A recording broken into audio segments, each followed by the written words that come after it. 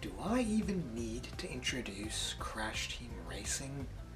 The game is probably one of the greatest kart racers of all time. With a vast array of tracks and a great sense of speed, Crash Team Racing was one hell of a game. However, it also marked the end of an era for Crash Bandicoot. One marked with staleness and mediocrity. Again and again, a range of companies, from the heights of Traveler's Tales to the obscure dimps, tried their hand at the orange marsupial. However, none of them came close to matching the same charm of the original classics so endeared by the fanbase. But there is still one small ray of hope that the Bandicoot had a beating heart. A flicker of light in the darkness of mediocrity. Could Crash Nitro Kart be that game that finally moves the series forward? Well, I'm gonna play the game and find out. Close enough.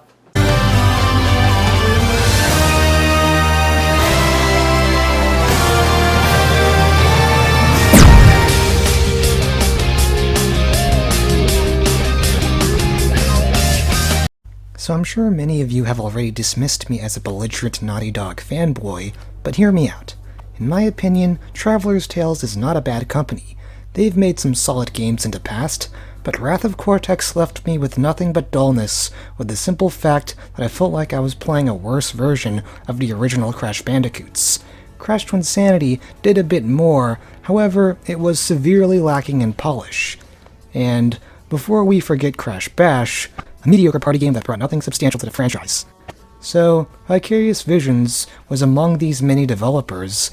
In fact, they're probably considered to be the best one out of all of them, having the privilege of making the Insane trilogy, which, from what I hear, was very meh. I personally know them for making the atrocity that was Crash Purple. Just as an aside, this is titled the Crash and Spyro Super Pack, but I can assure you that it's Crash Purple. And here's proof. But they've also made the GBA Crash Bandicoot games, which have been well received, and yes, I neglected to review those as well. Heretic, heretic, heretic. But with Crash Nitro Kart, I've kind of heard a mixture of a lot of responses, some of them being quite mixed to negative, while others have been more positive, to say the least. As for me, let me put it this way, it might be a rehash of Crash Team Racing, but goddammit, is it a good rehash of Crash Team Racing. So the story begins with Crash and the gang relaxing in their home, while Cortex and his minions are devising another plan to take them out. And conquer the world, of course. Bandicoots! I can squash bandicoots. Coco and Engine both appear to be preparing carts, so I kinda wondered if this was similar to CTR's beginning, in the sense there was a big race about to start.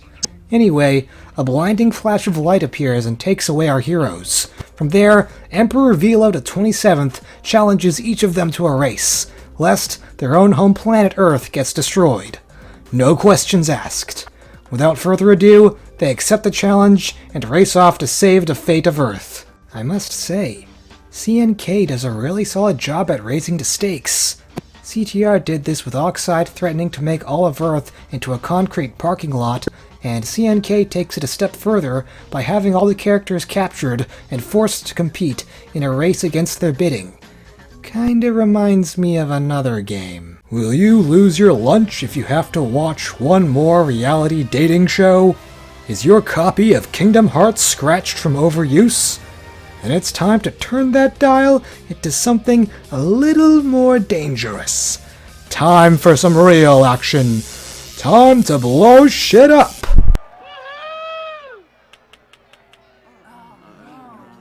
Maybe it lacks the themes about capitalism that Ratchet Deadlocked had, and is a bit more kid-friendly in tone, but racing for the sake of entertainment when an evil dictator could take it all away in the snap of a finger? Velo doesn't sound too dissimilar to Vox. And speaking of Velo, I really like how they initially present him as a hologram. It isn't until the end that we see his true form. It provides that mysterious feeling. Oxide also sort of gave that impression by how often he was mentioned despite not appearing as much. Oxide much bigger problem for you. Him not as big, but him much more grumpy. With Velo, the fact that we never see who he truly is shows how little he cares for our protagonists. It creates an impersonal relationship, serving as a reminder that he is always watching from afar. He gives just the right amount of intimidation that you can take him seriously as an antagonist, while also not coming across as too over-the-top or edgy. Perhaps I need new ways to motivate you, like taking your books away. You know, the fact that Velo supports both book burning and censorship already makes him twice the villain than Oxide was. You're not gonna throw my Toni Morrison novels into the flames. However, if there's one problem that I had with it, it's that the whole premise lacks substance. In CTR, Oxide wants to race you to prove he's the fastest, but with Velo, he just kinda kidnaps you and says, "Okay, let's race," without expositing why. We don't really know any background regarding his planet, so it's not like Dread Zone, in which they were notorious for kidnapping racers. It all just happens very abruptly. Maybe there are some of you out there that might be thinking, we don't really need to know why Velo really bothered making them race. Get over it, Dave. These mascot kart racing games aren't known for having deep and complex stories. But some context wouldn't hurt. As for the title characters, well, they're mostly divided up into teams. You've got one team made up of Crash, Coco, and Crunch, while another team is made up of Cortex, Tiny, and Engine. I'll go over their gameplay elements later on in the review. If I were to be honest, I'd probably say Crash has the most characterization I've ever seen in the series thus far. The little chuckle that he makes when Crunk gets tied up in his yo-yo, the wince of pain when Crunch gives him a high five, it all feels the most expressive I've seen from him. Sure, the other Crash games relied on his idle animations to have him make his character, but here it feels like he's fleshed out his own persona with emotion compared to previous entries. Maybe there were a couple moments where he'd get startled in a cutscene into PS1 games, but it all just felt kind of stilted without too much bearing of a personality. In CNK, I can conclude Crash is protective, empathetic, and downright goofy when the time calls for it. Maybe he doesn't move the story too much, but at least he doesn't feel like a placeholder as the main protagonist. As for Coco and Crunch, the game doesn't revolutionize them too much. They're kind of the same characters as they were in previous games. Crunch continues to be the tough guy with a touch of niceness, as seen towards the end of Wrath of Cortex. As for Coco, they still don't have her doing a lot besides being the tech genius. The part where she puts Nash to sleep is probably the most character we get from her. I hacked his brain and put him to sleep. It looked like he needed some, the poor shark thingy. But for the most part, Crash and Emperor Velo are the real stars of the show, whereas Crunch and Coco just feel like they're there without contributing much. Granted, in previous games, they were limited to their individual roles, with Coco merely serving as a less sexualized character compared to Tana, and Crunch being a foil to Crash. But considering that these are the only two protagonists with much of a speaking role, it makes me feel like there could have been more to them instead of simply being inserted next to Crash. And then there are the bosses. CTR had a lot of the old Crash cast, but CNK has brand new characters. These include Crunk, an indigenous ape, Nash, a shark with sleep deprivation, boy I can relate, Norm, a quiet bookworm, and Geary, a robot that's a bit of a clean freak. All these characters had moments that either made me laugh or cringe. Geary, for instance, has a funny scene where he cleans Crash. I love the way Crash almost feels like a dog with the way he lifts his neck and grins while Coco is on the side laughing. That shit genuinely makes me smile. Then you have the scene where Crunk ties himself with a yo-yo. And let me tell you, for someone that started out like this, and later turns into this, kind of ruins his image as a threat. Generally, all these characters are one-dimensional, but they only appear like once or twice, which makes them inoffensive. Maybe there could have been one more scene where they all gather together and taunt you just before you go off to face Velo, because for the most part, they just get introduced and leave after the race. Yeah, CTR did this too, but the bosses were already established characters in the series. All the CNK bosses are new, so they didn't leave me with anything. So, the story misses a few beats, villain's intention unclear, side characters dull, but then it still recovers with the overall presentation. First of all, Vicarious Visions takes full advantage of the space environment. The design to these tracks are way more atmospheric than in CTR. The bells chiming in Clockwork Wampa, the green void that supplements the rain in Thunderstruck. It felt less like this is a forest track, this is a desert track, and gave me more of the feeling of wonder. Like, what's this huge clock doing in the middle of the desert? How is it that I can drive on this thing? Or, is this interdimensional travel as I jump through these portals? To enhance this, CNK has anti-gravity sections. They do add a different kind of feel to the racing, however, they do suffer from a gameplay impediment I'll discuss later on. Also, the cutscenes are the best looking I've ever seen at a Crash game. Red Eye Studio really put a lot of effort into the movements, the color. It all looks like really crisp animation compared to what was seen before. And who could forget the soundtrack of this game? Tracks like Clockwork Wampa have a lot of percussion in order to replicate the gears turning and spinning.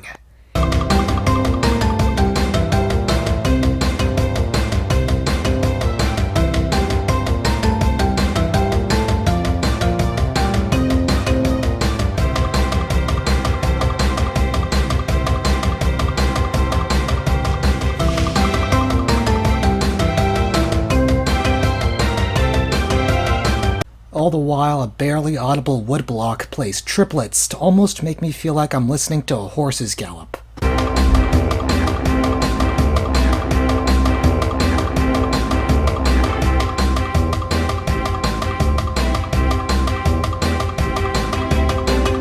On the other hand, deep-sea driving is full of xylophone and marimbas playing to replicate the fluidity of being underwater.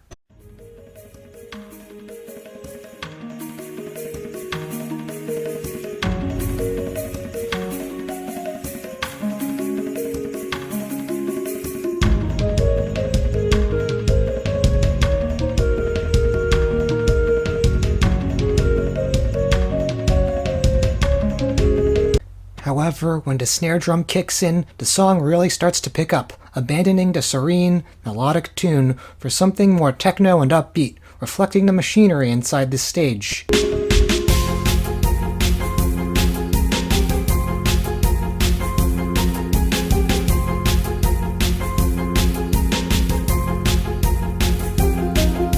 Although you can barely hear it, Frozen Frenzy and Meteor Gorge is like a faster version of Snow Go and Cold Hard Crash.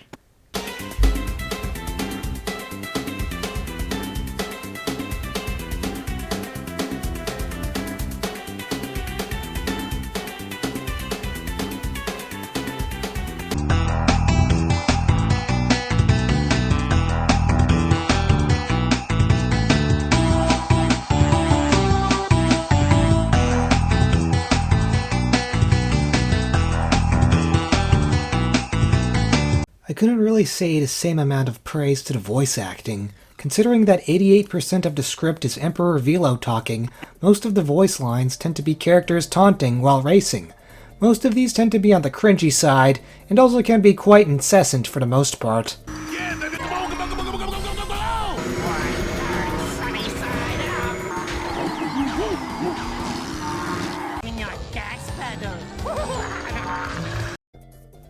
Speaking of incessant, while not as long as Wrath of Cortex, the loading times in this game are quite numerous. Navigating the hub can be a bit of a gripe considering the game has you sit through numerous loading times as you go through portal to portal. Although, it isn't too bad considering that there is some pretty neat artwork that display while the game is loading, so it isn't like Wrath of Cortex where I just watch Crash fall into oblivion. But overall, besides these little nitpicks, Crash Nitro Kart has excellent presentation. With a high-stakes story, an excellent OST, and cutting-edge track design, I'd probably say that this is Crash Nitro Kart's greatest strength. Although, now we enter into the gameplay of Crash Nitro Kart, and here is where the game takes a few hits.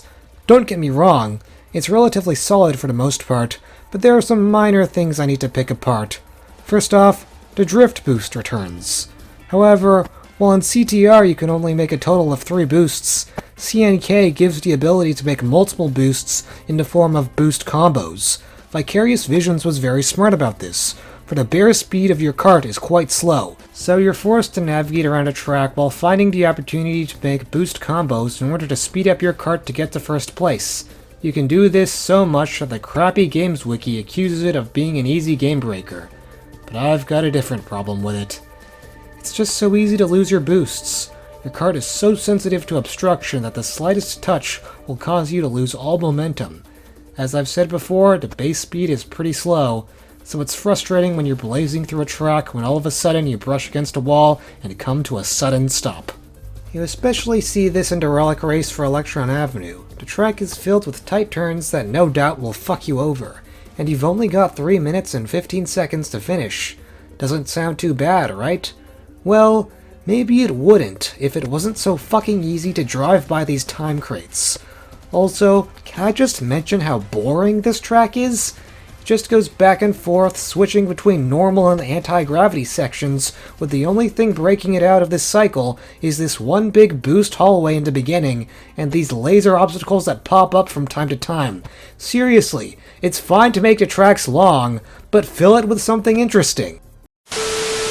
Dave Reviews apologizes for his assault. If anyone out there likes Electron Avenue or any track similar to it, you have his sincere respect, and he does not wish to cause any more harm. He is a very tolerant man, and wishes to have discourse with all types of people, even with the ones he disagrees with. Again, Dave Reviews sincerely apologizes for his assault. But for the most part, many of the track designs force a mastery of the mechanics presented in CNK. Platforming onto gears in Clockwork Wampa, or the side bridge in Jungle Boogie, all make the tracks more interesting to traverse, since they not only deviate from the straight path that many of them present, but they also force the player to get good at the drift boost combo system in order to perform them. I kid you not when I say that you really need that momentum in order to jump to that platform in deep sea driving, or you really need that burst of speed to smash through the windows of Android Alley. So Vicarious Visions did a good job at bringing back the non-linearity elements of the CTR tracks. They always feel like there's a heavy amount of exploration and subtlety within Crash Nitro Kart that the more adept player can enjoy. Sadly, CNK also brings back a lot of the less memorable parts of CTR, like the Aku tutorials. This time they really annoy, since after almost every trophy race, they stop the gameplay to lecture you. This isn't an option to turn these hints off, so you have to be mashing the X button after every race because these masks are almost always bound to interrupt. It might be a little nitpick, but it does interfere a bit with the gameplay. Some of these tutorials I feel should have been said in the beginning of the game. For instance, here is Aku Aku lecturing me about brake slides to make tight turns in Techni. To make tight turns, brake slide by holding down the brake button while turning hard in the direction you want to go. But the basic race skin gameplay modes are essentially identical to CTR. In fact, they even expand on some of these elements. CNK introduces 2 new crates. The X crate, which gives the player up to 3 weapons at a time, and crate, which activates or deactivates obstacles. You can also steal Wumpa Fruit from racers when you hit them with a weapon. But one of the biggest additions is the anti-gravity sections, which I've already talked about at surface level detail. Now, I'll talk more about how it affects the gameplay.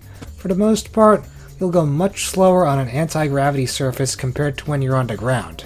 And even when I'm trying to go at max speed with the drift boosts, Crash doesn't really do any kind of special animation like kicking back when he's going really fast. In the anti-gravity sections, that sense of speed abruptly disappears. So imagine my sense of relief when I finally jump off a ramp onto the actual ground again.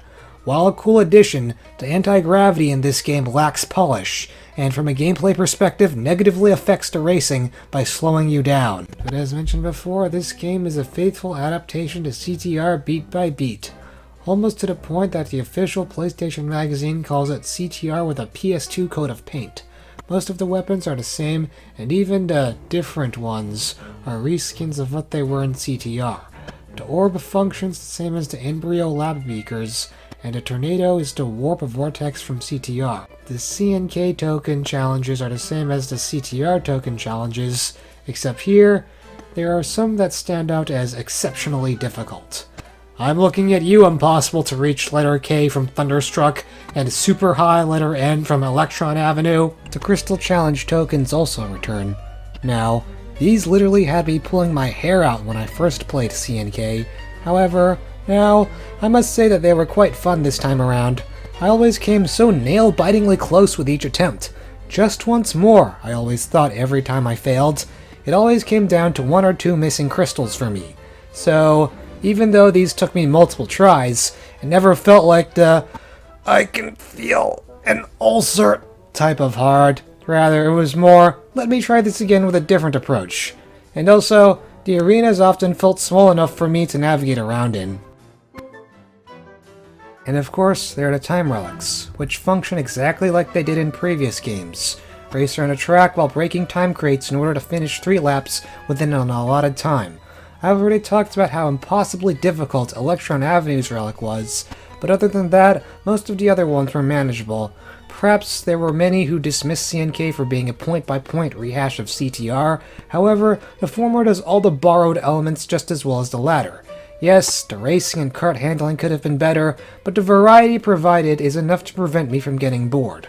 In fact, CNK goes a step further with the variety by introducing the team mechanic in the adventure mode. There are 2 campaigns to play in the adventure mode. Team Bandicoot... There are 2 campaigns to play in the adventure mode. Team Bandicoot and Team Cortex. The most unique feature regarding this is that you have a choice of choosing which character you want to play as before entering a race. So, if you're having a lot of trouble on one track, you'll be able to switch him or her out for someone else that might be more fitting. Having trouble navigating around the arena as you hunt for crystals? Go with Coco, who has the best handling and turning. Having trouble with those timed relics? Stick with Crash, who has the best acceleration. This is an improvement over CTR because if you were stuck on a track, there was nothing you could do except cross your fingers as you tried to adapt. For CNK, if you get stuck, you always have the option to try a different character that might suit your needs better. I will say that Crash is probably the one who's the closest to being an all-rounder. His top speed and turning are fine enough to supplement his excellent acceleration. Coco Bandicoot was also very useful because of her solid kart handling, which makes up for her slow top speed. Crunch is probably the worst, and I think I probably used him approximately once. All that he really has going for him is that he's the fastest, but his handling is poor, so it's pretty easy to run into things. Then there's the Team Frenzy. Overall, this has some missed potential. They could have made this into you having some kind of special, all-out attack with your teammate, but instead, it's just cycling through weapons on an allotted time. And yeah, I do think it's pretty useful, especially when you're trailing in last place and need to launch a flurry of weapons on the track to regain the lead. Granted, if you're hit once, you lose it. But I still feel like this could have been much grander in scope than what it was. The last thing I'll mention regarding the team-based gameplay is that the endings change depending on which side you played on. Crash and Cortex will be faced with similar scenarios, but their interactions with them will be different. In fact, if you want to unlock everything in the game, then you have to 100% the game twice, once as Team Bandicoot and once as Team Cortex. And let me tell you, the final boss, Velo, can be a bitch to beat. Most of the boss fights are as lame as they were in CTR. Just get ahead and they can't hurt you. But Velo? Oh, that's a whole other story. It isn't rare for you to have a lead before he messes you up with a bomb or missile. Hell, even when you think you're far ahead, he might teleport in front or behind you to catch you off guard. Knowing the track better is really the ideal way to gain the upper hand. Even if I was losing, I would still try to complete the race since familiarizing myself with Hyperspaceway was an absolute necessity. Mastering the shortcut can also be a huge game changer. But at the end of the day, I'd say it's mostly based upon luck. So you finally beat him, but Velo didn't want to let you off the hook so easily, because he haphazardly changes the rules. What? You mean Earth? But now I have to destroy Earth. Since you no longer want to race, you can't go back there. I thought I was pretty clear about that. That's not fair! What do you mean? You're free to go. So he says he'll let you leave, but then he's still going to destroy Earth? Like, where does he expect you to go? Another planet? He's a conniving evil villain, of course he'll lie! Shut up. But if you do beat him after 100%ing the game, he explodes in his own anger and rage. From there, the gang discovers that all this time, Velo was a robot being controlled by an even smaller person. I actually quite like this twist. In fact, it makes Velo come across as a deeper villain compared to Oxide. Whereas Oxide merely felt like he was flexing his ego upon you, Velo is more of a person trapped in his own insecurity. He hides himself in a lifelike suit to conceal his small size so that people will praise him. However, deep down, he knows that he is a minuscule little man inside. It creates a pang of sympathy for him, and I'm sure it's a trait most of us can relate to. Considering I'm a person that grew up as an insecure guy with social anxiety, I couldn't help but feel sorry for Velo in this scene. For all the criticism that I might have brought up about Velo's intentions not being clear, this ending really saved his character. Yes, I know it's meant to be humorous, it just kind of struck a chord with me. And it was fun watching Crash daydream about all the possibilities that could happen if he earned the place of Emperor. However, I really like how he returned the staff to Velo, as if he was realizing that none of it could ever come to being. As I said before, this is probably the most amount of character I've ever seen from him. Even though he doesn't talk, he manages to show a lot in his personality. So after returning home, the Bandicoots rest on the beach. As for Velo, well, we never see him again. I can't help but wonder what happens to him. I'm sure there are a gazillion fanfic writers working on that. The question still remains. Is Crash Nitro Kart still a solid Crash Bandicoot game, even while being a clone of CTR? Well, yes. Yeah. It really is. I've seen some compare it to Wrath of Cortex, considering it's seemingly a watered-down version of an already good game. And maybe that's the case, but Crash Nitro Kart still manages to succeed with its solid execution. It tries to introduce its own innovations, like the increased drift boost combos, the anti-gravity sections, and a team system. Sure, maybe not all of it worked, but everything else the game did, even if it was a rehash, was done very well. Playing through this, there was never a dull moment. There were frustrating parts, but I never felt bored while playing this, which is why I can wholeheartedly recommend Crash Nitro Kart despite its flaws, and believe it truly represents one of the few hits and all of the misses that was the 2000 era for Crash Bandicoot. Samey, yet solid is the best way to put it. Well, that was all she wrote. I certainly spent a lot of late nights working on this to get it out on time, only to obviously fail. But nevertheless, thanks for getting this far in the video. Don't forget to like, comment, and subscribe. And I'm Dave Reviews, signing off.